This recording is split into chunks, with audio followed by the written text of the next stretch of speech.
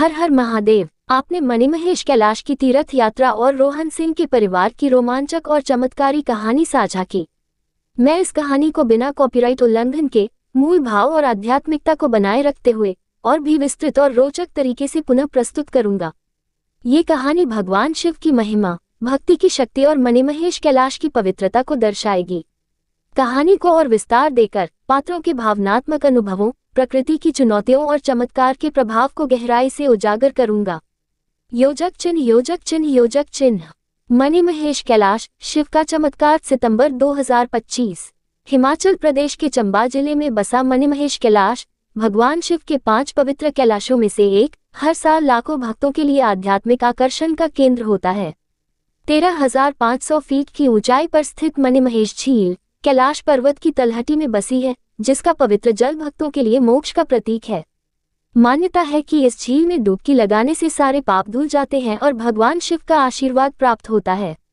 ये कहानी सितंबर 2025 की मणिमहेश यात्रा की है, जब रोहन सिंह और उनके परिवार के साथ एक ऐसी घटना घटी जिसने न केवल उनकी जिंदगी बदल दी, बल्कि हजारों भक्तों के विश्वास को और मजबूत कर दिया। ये कहानी भक्ति, साहस और चमत्कार की है। तो आइए शुरू करते हैं। रोहन सिंह और उनका परिवार। रोहन सिंह उत्तर प्रदेश के प्रयागराज में एक स्कूल शिक्षक अपने परिवार के साथ भगवान शिव के परम भक्त थे। उनकी पत्नी कोमल धार्मिक प्रवृत्ति की थी, जो हर काम में शिव का आशीर्वाद लेती थी। उनका 16 साल का बेटा अमन और 12 साल की बेटी शिवानी दोनों ही इस बार मणिमहेश कैलाश की यात्रा को लेकर उत्साहित थे।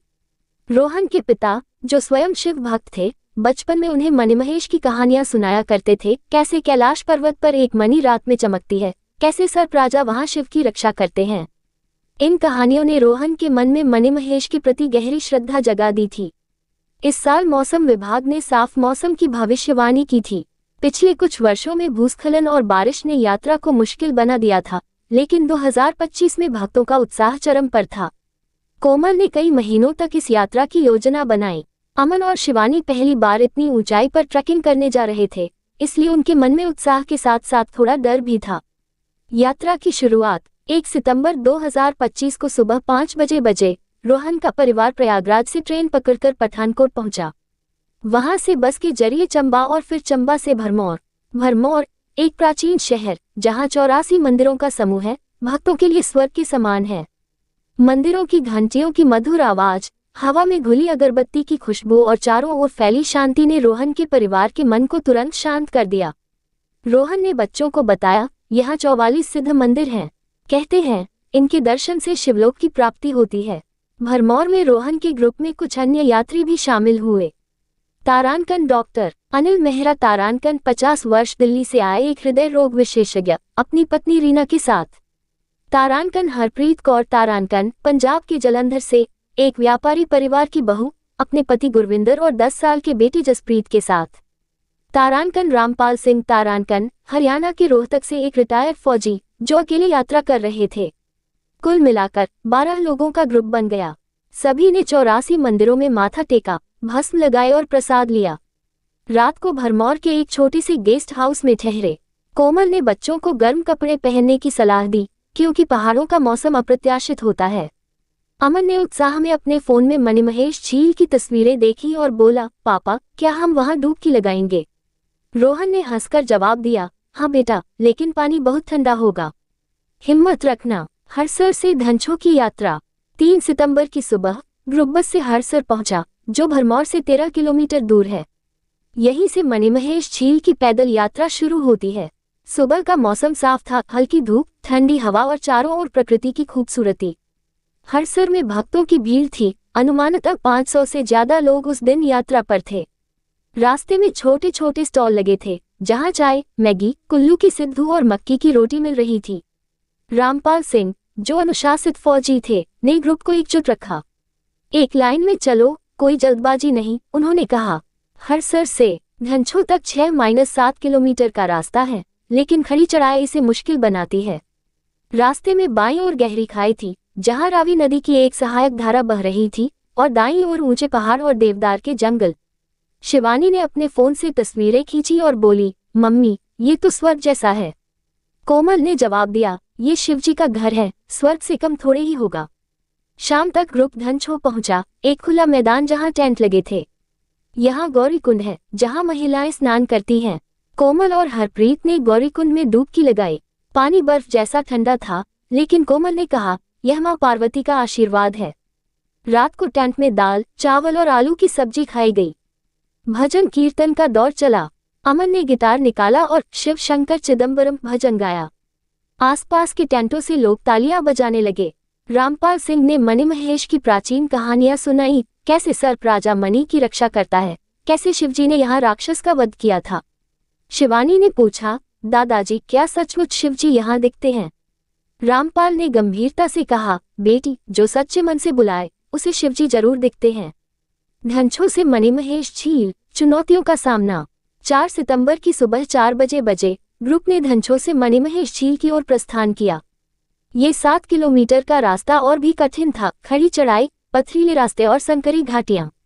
बाईं ओर गहरी खाई थी जहां नीचे पानी की गर्जना सुनाई दे रही थी।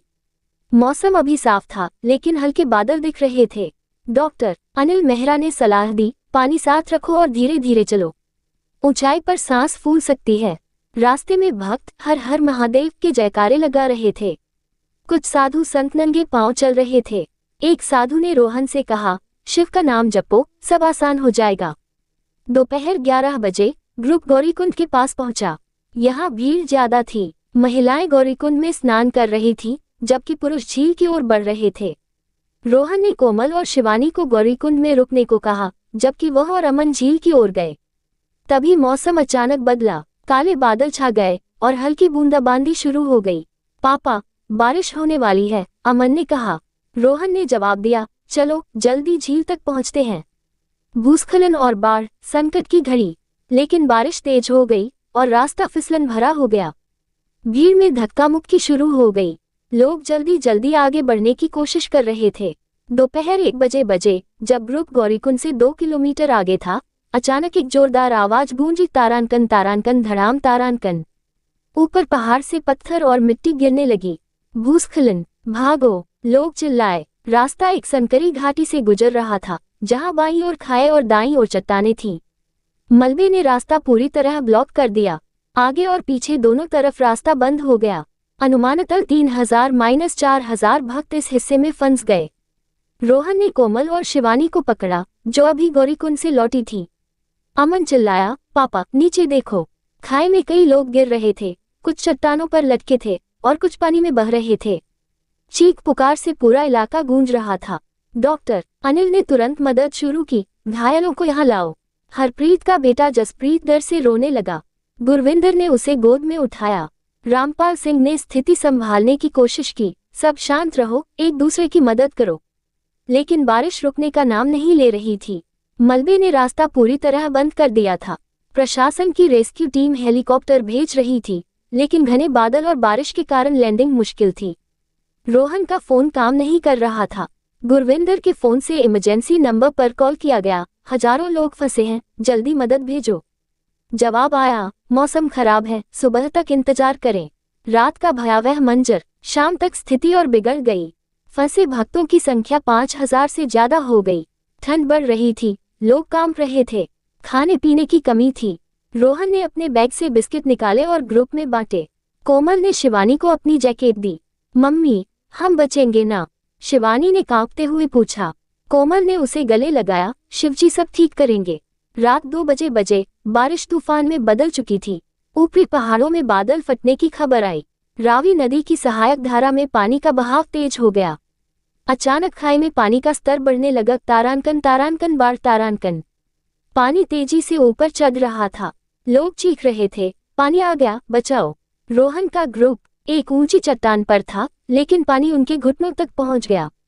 अमन ने कहा, पापा ये तो मौत का खेल है। डॉक्टर अनिल घायलों को बचाने की कोशिश कर रहे थे, लेकिन पानी का बहाव इतना तेज था कि कुछ लोग उनकी आंखों के सामने बह गए।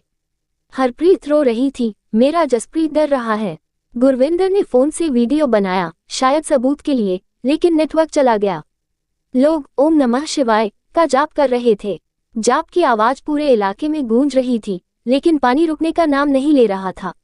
अनुमानतः 1000 से ज्यादा लोग पानी में फंस चुके थे। रेस्क्यू टीम रस्सियां फेंक रही थी, लेकिन बहाव इतना तेज था कि कोई पकड़ नहीं पा रहा था।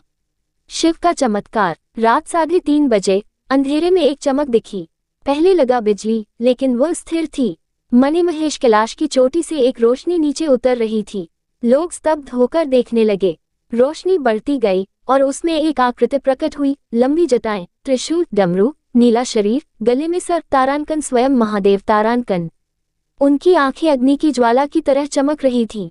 शिवजी, शिवजी की आवाजें गूंज उठी। महादेव ने अपना त्रिशूल जमीन पर मारा। अचानक पानी का बहाव रुक गया, जैसे कोई अदृश्य दीवार बन गई हो। मलबा अपने आप हटने लगा। महादेव की गूंजती आवाज सुनाई दी, मेरे भक्तों, डरो मत, मैं तुम्हारे साथ हूँ। यह आवाज हर भक्त के दिल में उतर गई। फिर चमत्कार हुआ। महादेव ने डमरू बजाया। डमरू की ध्वनि से पहाड़ कांप उठे। खाई में फंसे लोग ऊपर उठने लगे, जैसे कोई अदृश्य शक्ति उन्हें खींच रही हो। घायलों के जख्म भरने लगे। शिवानी ने देखा कि महादेव की जटाओं से गंगा की धारा निकल रही थी, जो हर भक्त को स्पर्श कर रही थी। पानी पूरी तरह सूख गया और रास्ता साफ हो गया। डॉक्टर अनिल, जो वैज्ञानिक दृष्टिकोण रखते थे, स्तब्ध थे। यह असंभव है, विज्ञान इसका जवाब नहीं दे सकता, उन्होंने कहा। गुरविंदर का वीडियो सिर्फ रोशनी दिखा रहा था, आकृति नहीं। महादेव ने आशीर्वाद दिया, भक्ति में शक्ति है, लौट जाओ, लेकिन मेरा नाम जपो। फिर वे गायब हो गए। रोशनी सुबह तक रही। नया सवेरा। सुबह 6 बजे रेस्क्यू टीम पहुंची, लेकिन तब तक ज्यादातर भक्त सुरक्षित थे। प्रशासन हैरान था, ये कैसे हुआ। भक्तों ने चमत्कार की कहानी बताई। मीडिया में खबर फैल गई। मणिमहेश यात्रा 2025, शिव का चमत्कार। रोहन का परिवार सुरक्षित लौटा। शिवानी अब हर दिन शिव पूजा करती है। कोमल ने कहा, ये यात्रा हमारे जीवन का सबसे बड़ा सबक थी। शिवजी सच्चे भक्तों को कभी अकेला नहीं छोड़ते। मणिमहेश कैलाश की यह यात्रा न केवल एक तीर्थ यात्रा थी, बल्कि भक्ति, साहस और चमत्कार का जीवन प्रमाण थी। ये कहानी हमें सिखाती है कि सच्ची भक्ति और विश्वास के सामने कोई संकट टिक नहीं सकता। अगर आप भी महादेव के भक्त हैं, तो इस कहानी को अपने दोस्तों और परिवार के साथ साझा करें। और हाँ, कमेंट में हर हर महादेव जरूर लिखें।